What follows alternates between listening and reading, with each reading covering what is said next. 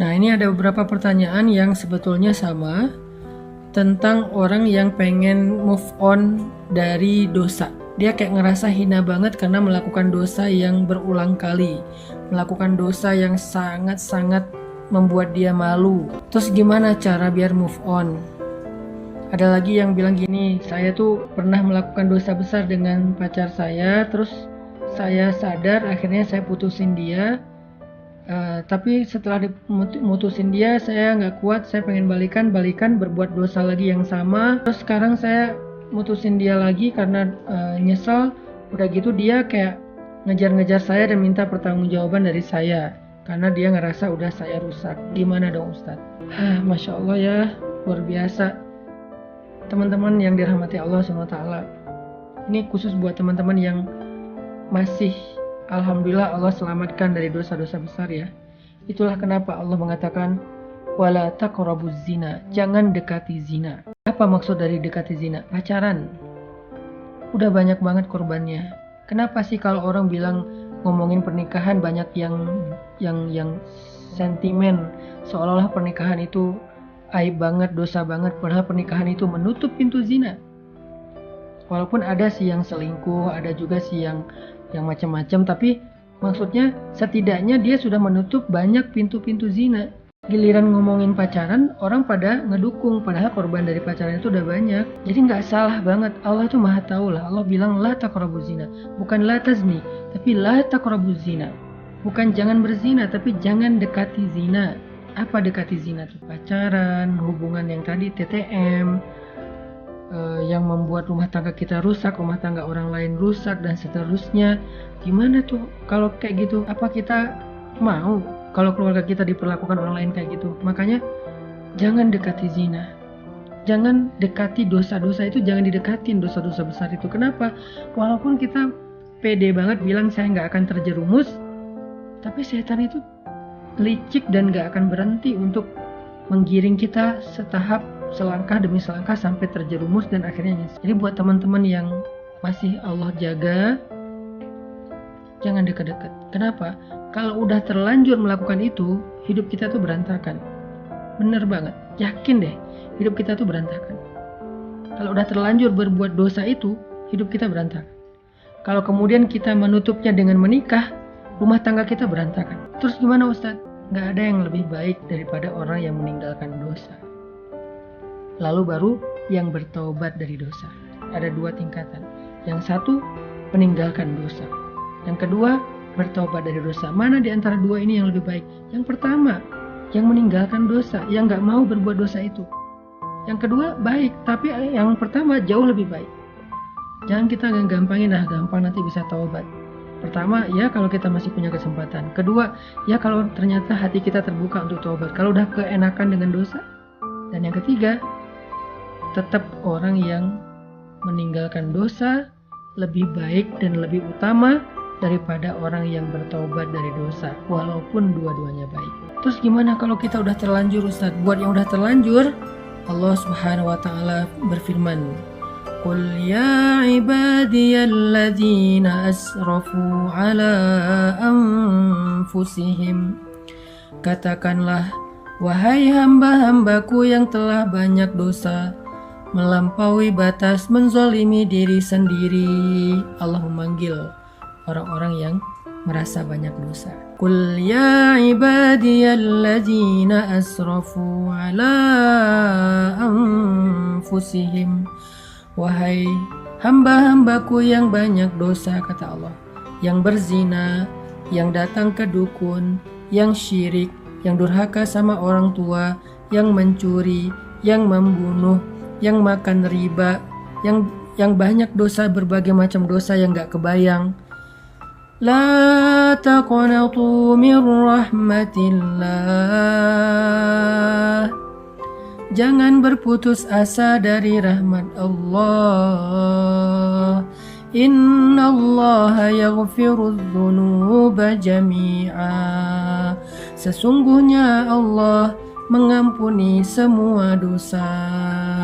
Gak ada dosa yang gak diampuni sama Allah. Tapi saya pernah syirik Ustadz. Allah mengampuni semua dosa, termasuk syirik, termasuk syirik. Syirik itu baru nggak diampuni kalau dia mati dalam keadaan itu dan belum bertaubat. Kalau dia bertaubat, semua diampuni. Termasuk riba, durhaka sama orang tua, termasuk durhaka sama orang tua. Berzina berkali-kali, ya kalau dia taubatnya sungguh-sungguh. Kalau dia mengulangi lagi, berarti belum diampuni dosanya. Dia sungguh-sungguh. Syaratnya taubatan nasuha itu dia benar-benar tinggalin tuh dosa. Dia berjuang ninggalin dosa itu, apakah dengan pergi dari sana, apakah dengan delkon, apakah dengan ganti nomor, apakah tutup sosial media, tutup semua akses informasi agar nggak berinteraksi lagi dengan orang yang membuat kita terjerumus kepada dosa. Tinggalkan segala masa lalu, fokus untuk memperbaiki diri di hadapan Allah. Kalau itu taubatnya, Allah bilang, Inna Allah yaghfirudz dzunuba jami'a. Allah mengampuni dosa semua. Dan Allah mengatakan di akhir ayat itu, Innahu huwal ghafurur rahim. Sesungguhnya dialah yang maha pengampun, lagi maha penyayang. Dia maha pengampun dan dia maha penyayang. Dia pasti mengampuni dan dia sayang banget sama kita. Jadi kalau ada niat pengen benar-benar bertaubat, jangan berkecil hati. Kalau benar-benar pengen bertaubat, jangan berkecil hati. Allah itu sayang banget sama hambanya yang bertaubat. Wa yuhibbul mutatahhirin. Allah cinta kepada hambanya yang pengen membersihkan dirinya. Dan untuk bisa meninggalkan dosa zina itu, baik sebelum dia menikah maupun setelah dia menikah. Coba renungkan satu kisah Nabi ini. Ada seorang laki-laki berteriak di dalam Masjid Nabawi dengan mengatakan, "Wahai Rasulullah, izinkan saya berzina," kata dia. Semua sahabat yang mendengar ini kaget. Kemudian mereka marah karena lancang sekali laki-laki ini minta izin kepada Nabi untuk berzina. Yang udah pasti itu adalah dosa besar. Aneh kan pertanyaannya, izinkan saya berzina ya Rasul. Semua sahabat kaget, bahkan sebagian sahabat itu udah pengen mukul, udah pengen nonjok, udah ngeluarin pedang setengah sarung. Nabi juga kaget, tapi Nabi bijak. Nabi mengatakan, Udnu, dekatlah ke saya, kesinilah. Akhirnya dia mendekat, datang ke arah Nabi, duduk di sini kata Nabi. Dia duduk di depan Nabi sampai bertaut lututnya dengan lutut Nabi. Kemudian Nabi bertanya dengan suara yang lembut, karena Nabi ingin melembutkan hati orang ini. Maka Nabi pun bersuara lembut. Gak bisa kita melembutkan hati orang dengan teriak. Gak bisa kita melembutkan hati orang dengan membentak. Kalau ingin melembutkan hati dia, lembutkan suara kita. Itu rumus sederhana. Semua kita belajar itu insya Allah ya, termasuk saya. Kalau kita pengen melembutkan hati keluarga, hati pasangan, hati anak, maka lembutkan suara kita. Tapi kalau kita keraskan suara kita, maka kita akan mengeraskan hati. Nabi kemudian berbicara dengan suara lembut kepada laki-laki itu dengan pertanyaan. Kata Nabi, gimana kalau itu terjadi kepada istrimu? Gimana kalau ada orang yang berzina dengan istri? Apakah kamu ridho jika orang berzina dengan istrimu? Laki-laki ini kemudian tiba-tiba marah, emosional. Dia bilang, la, kata dia, enggak akan ridho. Saya akan bunuh dua-duanya. Atardha li ummik, kata Nabi. Apakah kamu ridho kalau orang berzina dengan ibumu? Kata dia, enggak, saya akan kejar orang itu. Atardha li ukhtik, apakah kamu ridho jika ada yang menzinahi saudarimu? Dia marah, enggak. Atardha li ibnatik, apakah kamu ridho jika ada yang menzinahi anak perempuanmu? Enggak, kata dia, saya enggak ridho sama sekali. Kemudian Nabi mengatakan, begitulah perasaan orang yang ibunya kamu zinahi. Begitulah perasaan orang yang istrinya kamu zinahi. Begitulah perasaan orang yang adik perempuannya kamu zinahi. Dan begitulah perasaan orang yang anak perempuannya kamu zinahi. Mereka juga gak ridho, mereka juga sedih, mereka juga marah. Seperti apa yang seperti apa yang engkau rasa. Kemudian Nabi mengusap dada orang itu. Setelah diusap dadanya, Nabi mendoakan, ya Allah, lapangkan dada orang ini, bersihkanlah kemaluannya. tiba-tiba dia menghirup nafas panjang lalu menghela nafasnya. Dengan lega dia mengatakan, "Ya Rasulullah, dulu zina adalah perbuatan yang paling saya suka. Sekarang zina adalah perbuatan yang paling saya benci." Dia memeluk Nabi SAW.